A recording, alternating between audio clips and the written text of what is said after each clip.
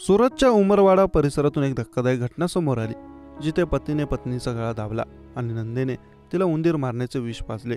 दुसऱ्या मुलीच्या जन्मानंतर पती पत्नीमध्ये वाढत्या भांडणामुळे ही घटना घडल्याचं बोललं जात आहे।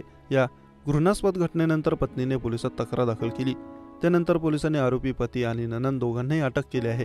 तस्लिमाचा विवाह 3 वर्षांपूर्वी अकीब युसुफ अन्सारी सोबत झाला होता।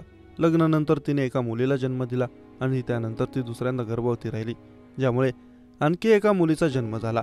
अकीब आणि त्याच्या कुटुंबाला दुसऱ्या मुलीचा जन्म आवडला नाही, त्यामुळे पती पत्नीमध्ये वारंवार भांडणे होत होती।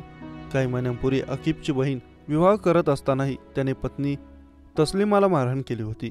17 जानेवारी रोजी अकीब आणि तस्लिमाचे पुन्हा भांडण झाले। यावेळी भांडणाचे कारण अकीबच्या मुलीचे रात्री रडणे होते, ज्यामुळे अकीबच्या झोपेत व्यत्यय आला।